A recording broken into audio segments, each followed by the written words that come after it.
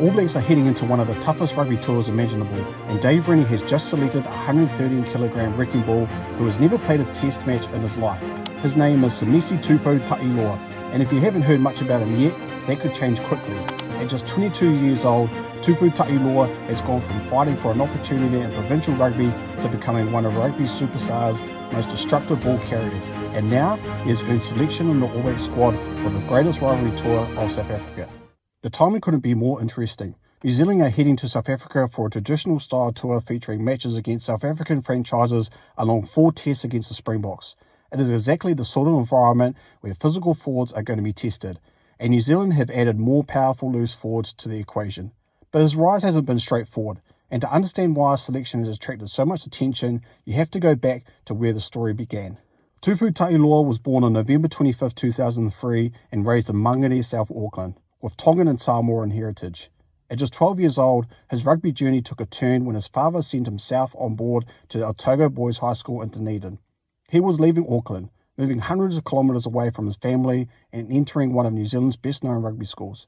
Tupou Ta'eiloa later recalled that he didn't know anything in the South Island when he first arrived, but Otago Boys would become an important part of his development. It wasn't long before people started noticing something different about the young number 8. He could carry the ball, and not simply straight into contact, he could go through it. One extraordinary moment provided an early glimpse of what was coming when, in 2020, Tupou Ta'eiloa produced a remarkable schoolboy try against John McCluskey College. During the run, he reportedly fended off 9 attempted tackles. It was the kind of highlight that demonstrated the power, balance, and determination that would eventually become one major part of his game. Tupou Ta'eiloa entered Otago Academy, but breaking into senior provincial rugby proved difficult. His opportunity eventually came further south, when Southland gave him a chance. Tupou Ta'eiloa made his NPC debut for the Southland Stags in 2023 in a 15-0 draw against Northland. His first provincial season wasn't an overnight explosion.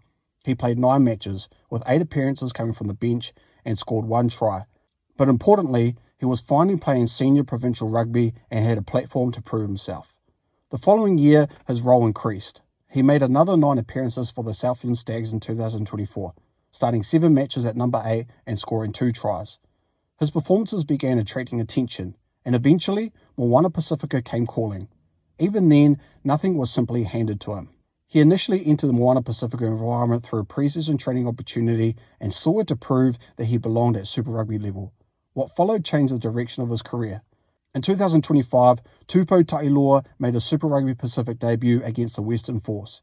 He came off the bench and scored a try, and from there, keeping him out of the starting became difficult. By the end of his rookie season, Tupou Ta'eiloa made 13 appearances and started 12 of them. He scored 7 tries and played 943 minutes, the highest total in the Moana Pasifika squad. But there was one statistic that demonstrated the type of player he was becoming: 205 carries. Tupou Ta'eiloa finished the 2025 Super Rugby Pacific season leading the competition for carries. For a player experiencing his first Super Rugby season at Super Rugby level, this was an enormous workload and showed how regularly Moana Pasifika trusted him with his possession. His contribution wasn't limited to running the ball either. Defensively, he successfully completed 137 of his 150 tackles during the campaign, showing there was much more to his game than simply smashing into defensive lines with the ball tucked under his arm. Tupou Ta'eiloa responded in 2026 with another highly productive campaign. Across 920 minutes of Super Rugby Pacific Rugby, Rugby Pass recorded him carrying for 500 metres, beating 45 defenders and scoring 4 tries. He also completed 165 tackles. Perhaps the most interesting attacking statistic was that he was recorded as beating more defenders than any number 8 in the Super Rugby Pacific season. Suddenly, describing him as a wrecking ball doesn't seem like much of an exaggeration. Moana Pasifika lose Tupou Ta'eiloa at 1.84 metres tall and 113 kilograms, giving him a compact and powerful frame for a loose forward. But size alone doesn't explain his rise because professional rugby is full of big athletes. What separates Tupou Ta'eiloa is how frequently he gets involved. His statistics demonstrate a player capable of repeatedly carrying the ball while maintaining a significant defensive workload, and that combination has helped transform him from a provincial prospect into an All Black squad member. One performance against the Chiefs in 2026 showed exactly what he could produce even when his teammates was under pressure. Moana Pasifika lost the match 57 points to 24, but Tupou Ta'eiloa still finished with 2 tries, 16 tackles, 15 carries and 115 metres gained, producing 115 metres from a loose forward in a match for his team that lost heavily was impressive. An individual output and demonstrated his ability to remain heavily involved regardless of what was happening around him. So what exactly are the All Blacks getting? They're getting volume, power and work rate. His numbers show a forward capable of repeating carries and defending rather than relying on 1 or 2 spectacular moments. The 45 defenders beaten during the 2026 Super Rugby campaign demonstrate his ability to break tackles against professionals while playing for more than 900 minutes in consecutive Super Rugby seasons shows how substantial his workload has become. Now comes a completely different challenge, South Africa. The Springboks have built their success around physical pressure, set-piece strength, defensive intensity and power forwards. That doesn't mean Tupou Ta'eiloa will automatically succeed at test level. He hasn't played a test, and Super Rugby and International Rugby are completely different challenges. Until he receives that opportunity, no one can exactly know how his game will translate against South Africa. That uncertainty is precisely what makes his inclusion in this touring squad so fascinating. There are also areas of his game he knows he can improve on.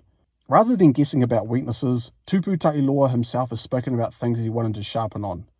During the 2026 season, he identified getting opponents to the ground quicker, guarding space better, and bringing more aggression around the clean-out as areas requiring improvement. At international level, those details become critical. Positioning, breakdown accuracy, defensive spacing, and decision-making under pressure can separate good Super Rugby players from established test forwards. Then there is the competition within the All Blacks themselves. Tupou Ta'eiloa has made his name primarily at number 8 and loose forward, and getting selected in an expanded touring squad is one challenge. Getting into the All Blacks Test 23 is another.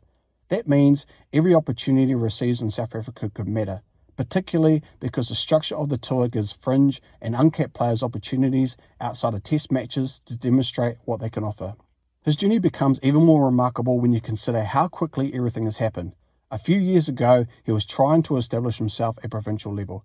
Southland gave him that opening, and Moana Pasifika gave him a chance to prove himself in Super Rugby. He responded with 205 carries and 7 tries in his first season, became Rookie of the Year and Best Defensive Player, and then backed that campaign up in 2026 by beating 45 defenders and completing 165 tackles. This is a player who left Māngere at just 12 years old to chase rugby hundreds of kilometres away from home, produced a schoolboy highlight after repeatedly defending off 9 attempted tackles, representing New Zealand under-19s of South Africa, found his senior provincial opportunity with Southland, and then turned his chance with Moana Pasifika into a Super Rugby breakthrough. Just 2 Super Rugby seasons later, Semisi Tupou Ta'eiloa is heading into the All Blacks environment for the biggest challenge of his career. So now I want to hear what you think. Should Dave Rennie give Semisi Tupou Ta'eiloa a genuine opportunity against the Springboks? And could his physical style be exactly what the All Blacks need in South Africa? Or is Test rugby against the Springboks too big of a jump this early in his career?